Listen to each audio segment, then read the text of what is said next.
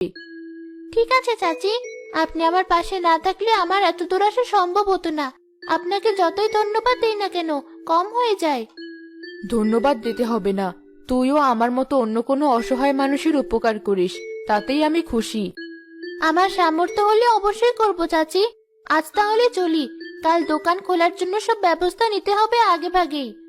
আচ্ছা যা, উপরওয়ালা তোর ভালো করুক। মিষ্টি পরের দিন দীপুকে নিয়ে ভালো এক জায়গা দেখে দোকান খুলে বসলো।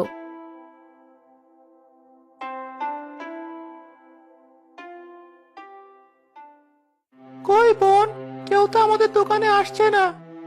আসবি আসবি, একটু অপেক্ষা কর। এত ব্যস্ত হলে চলবি? নতুন দোকান, নতুন মুখ, মানুষের বুঝতে একটু সময় লাগাই স্বাভাবিক। আচ্ছা, কিন্তু দেখ বোন, এত মানুষ আমাদের দোকানের সামনে দিয়ে যাচ্ছে, সবাই একবার তাকিয়ে দেখে আবার মুখ ফিরিয়ে নিচ্ছে। একজন দুজন একটু কাছে এসেও দেখছে না। হয়তো ভাবছি বাচ্চা মানুষের কতই ভালো পিঠা বানাবে, তাই আর কাছে ঘেসছি না। কিন্তু তুই যে পিঠাগুলো বানিয়ে রেখেছিস, ওগুলো তো ঠান্ডা হয়ে যাচ্ছে। এগুলো বিক্রি করতে না পারলে তো ব্যবসার ক্ষতি আমাদেরই হবে। মা দেখো, আমার সমান এক মেয়ে কত সুন্দর পিঠা বানাচ্ছি। আমিও হাতের বানানো পিঠা খাবো। না মা, ও ছোট মানুষ, ঠিকভাবে পিঠা বানাতে পারে নাকি কে জানে। কি দরকার টাকা নষ্ট করার? না মা, আমি খাবোই ওর হাতে বানানো পিঠা। তুমি দেখো কত সুন্দর হয়েছে ওর বানানো পিঠাগুলো, আর কি সুন্দর সুবাস। ঠিক আছে, তুই যখন বলছিস, চল তোকে একটা পিঠা কিনে দিয়ে দেখি কেমন, কিন্তু খেতে না পারলে তোর একদিন কি আমার একদিন। দেখ বোন, ওরা আমাদের দোকানের দিকে এগিয়ে আসছে। এবার মনে হয় তোর পিঠা বিক্রি হবে। কোন পিঠাটা খেতে ভালো হবে তোমার? এখানে সবগুলো পিঠা খেতেই বেশ ভালো। আপনি বলুন কোন পিঠা লাগবে আপনার। না, আমি ভাপা পিঠা খাবো। ভাপা পিঠা তাহলে দাও একটা।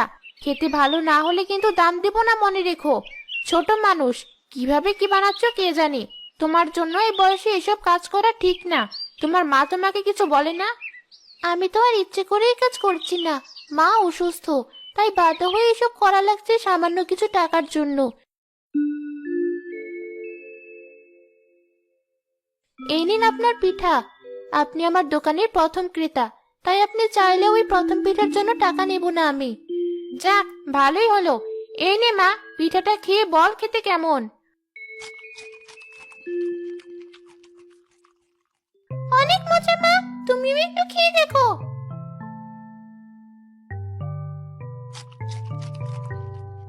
তাই তো দেখছি, ওই পুরাতন পিঠাওয়ালি পিঠাও এত মজা হয় না। আপনাদের ভালো লেগেছে জেনে খুশি হলাম। মা, আমি আরেকটা পিঠা খাবো। ঠিক আছে, আমার মেয়ে আর আমাকে আরো দুটো পিঠা দাও, সাথে ওই পিঠাটাও দাও আমাকে, খেয়ে দেখি কেমন। এই নিন।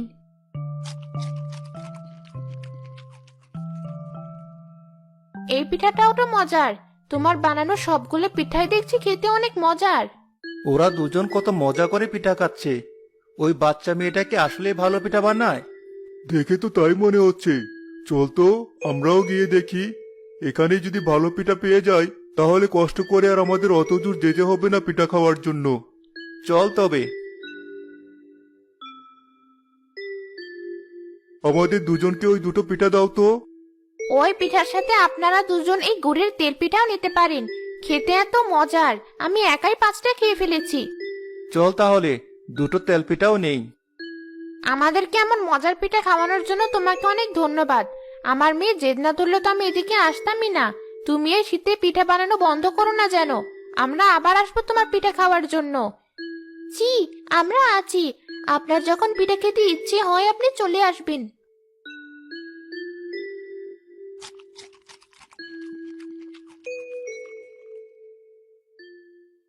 আরে, পিঠাগুলো দেখছি সত্যিই খেতে অনেক মজার ভাই। এটুকু মেয়ে এত ভালো পিঠা বানায়? হ্যাঁ, আমারও খুব ভালো লেগেছে। তুই দাঁড়া, আমি আমার অন্য বন্ধুদেরকে ডেকে আনি এই মেয়ের বানানো পিঠা খাওয়ার জন্য। যা যা, তাড়াতাড়ি ডেকে আন, নয়তো আমি সব পিঠা খেয়ে শেষ করে ফেলবো হয়তো।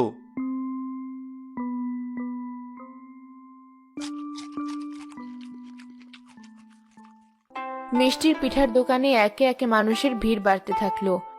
অল্প সময়ের মধ্যে মিষ্টির বানানো সব পিঠা শেষ হয়ে গেল। আমি তো দৌড়াতে দৌড়াতে ক্লান্ত। এত তাড়াতাড়ি সব পিঠা বিক্রি করা শেষ হয়ে যাবে ভাবতেই পারিনি। আমিও না। যাক ভালোই হলো, মাকে একা ফেলে রেখে বেশিক্ষণ বাইরে থাকতে হলো না। কাল আরো বেশি করে পিঠা বানানোর জিনিস নিয়ে আসতে হবে। হ্যাঁ বোন, তাই করিস। তোর দোকানে এত ক্রেতা হবে কে জানতো। এখন তো মনে হচ্ছে তোকে সাহায্য করার জন্য আরো লোক লাগবে। কিরে মিষ্টি, তোর পিঠার দোকানের কি খবর? দোকান কি এখনো বসাতেই পারিসনি? দোকান বসানোও শেষ, সব পিঠা বিক্রি করাও শেষ। আপনি তো আসতে দেরি করে ফেলেছেন, তাই আমরা দুজন সব গুছিয়ে নিয়ে চলে যাচ্ছি। মিষ্টি, তোর ভাই কি বলছে? এত তাড়াতাড়ি এতগুলো পিঠা বিক্রি করা শেষ তোর? হ্যাঁ চাচি, সবে আপনাদের দোয়ায়। আমি আরো আমার পরিচিত মানুষজনদের তোর দোকানে নিয়ে আসলাম তোর হাতের বানানো পিঠা খাওয়াতে। এখন দেখছি তুই একাই সব সামলে নিয়েছিস। আমি জানতাম তুই পারবি। একদিন তোর দোকানের লাইন ধরে সবাই পিঠা খাবে দেখিস। ধন্যবাদ চাচি, আপনি আমার উপর বিশ্বাস না রাখলে আমার এত দূর আসা সম্ভব হতো না। আজ তাহলে আমি আসি। আচ্ছা যা, বাড়ি গিয়ে তোর মায়ের সেবা যত্ন কর। মিষ্টি, দীপু, তোরা এসেছিস? হ্যাঁ মা, তোমার একা থাকতে কোনো সমস্যা হয়নি তো? না, তোরা এত তাড়াতাড়ি চলে আসবে আমি ভাবতেই পারিনি, তাই অবাক লাগছে। মা জানো, আজ অল্প সময়ের মধ্যে আমাদের দোকানে বানানো সব পিঠা শেষ হয়ে গিয়েছে। আপু বেশ ভালোই টাকা পেয়েছে। হ্যাঁ মা, তোমার ওষুধের টাকা নিয়ে কদিন আর চিন্তা করতে হবে না। এভাবে আর কিছুদিন পিঠা বিক্রি করতে পারলে তোমাকে খুব তাড়াতাড়ি শহরে নিয়ে গিয়ে ডাক্তার দেখাতে পারবো। তাই বুঝি? আমাকে নিয়ে এতদিন খুব চিন্তায় ছিলি তুই। এই ছোট বয়সে কত দায়িত্ব কাঁধে তুলে নিয়েছিস। মা, তুমি বিশ্রাম নাও, আমি কালকের পিঠা বানানোর সব জিনিসগুলো তৈরি করে রাখছি। আচ্ছা যা। মিষ্টি প্রতিদিনই বাজারে গিয়ে পিঠা বিক্রি করা শুরু করলো। আস্তে আস্তে তার মজাদার পিঠার সুনাম গ্রামে ছড়িয়ে পড়লো। তার পিঠার বিক্রিও আরো বেড়ে গেল। না আপু, আমি আর পারছি না। এবার তো তোকে তোর কাজে সাহায্য করার জন্য আরেকটা লোক নেওয়াই লাগবে।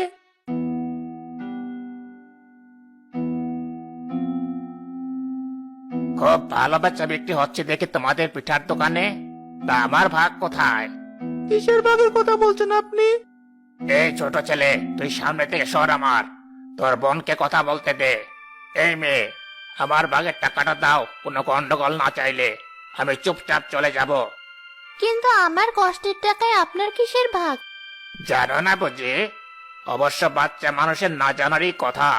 এই বাজারে যাদের দোকানপাট আছে তারা সবাই আমাকে চাঁদা দেয়, আর তার বদলে আমি তাদের শান্তিতে থাকতে দেই। তবে নতুন দেখে কিছু বলছিলাম না। ভেবেছিলাম সপ্তাহ পার হলে তুমি নিজেই আমার সাথে দেখা করতে আসবে, কিন্তু আসনি যেহেতু আমি নিজেই তোমার সাথে দেখা করতে চলে এলাম। আমি আপনাকে কোনো টাকা পয়সা দিতে পারবো না, আপনি আসতে পারেন। কি বললি? যেখানে বড়রা আমার বিরুদ্ধে কিছু বলার সাহস পায় না, সেখানে তুই এতটুকু মেয়ে হয়ে আমাকে এ কথা বললি? মতে আর চিক্কু, এই মেয়ের পিঠার দোকান ভেঙে দে তোরা। দাঁড়ান দাঁড়ান, কি করছেন আপনারা? জিনিসপত্রগুলো এভাবে ছড়িয়ে মারবেন না। আমার ভুল হয়ে গেছে, আমাকে ক্ষমা করে দিন। আমার মাকে ডাক্তার দেখানোর জন্য দ্রুত অনেক টাকার প্রয়োজন, তাই। তোর ওসব কথা শোনার সময় আমার নেই। আর যদি কখনো তোকে এখানে দোকান বসাতে দেখেছি, জানে মেরে ফেলবো। একটা বাচ্চা মেয়ের সাথে সামান্য কয়জন চাঁদাবাজ মিলে এমন আচরণ করছে, আর আপনারা সবাই দাঁড়িয়ে দাঁড়িয়ে দেখছেন। আপনাদের বিবেক বোধ কোথায় গেল? আপনাদের জন্যই ওরা আজ এত দূর আসার সাহস পেয়েছে। আজ প্রতিবাদ না করলে সারা জীবন ওদের কাছে নির্যাতিত হয়ে থাকতে হবে আমাদের। চাচি তুমি? উনি তো ঠিকই বলেছে, অনেক হয়েছে, আর না। সবাই মিলে ধর ওদেরকে। আজ এই গ্রাম থেকে চাঁদাবাজগুলোকে তাড়িয়ে ছাড়বো। হ্যাঁ, চলো সবাই। সবাই মিলে চাঁদাবাজদেরকে গ্রাম ছাড়া করলো।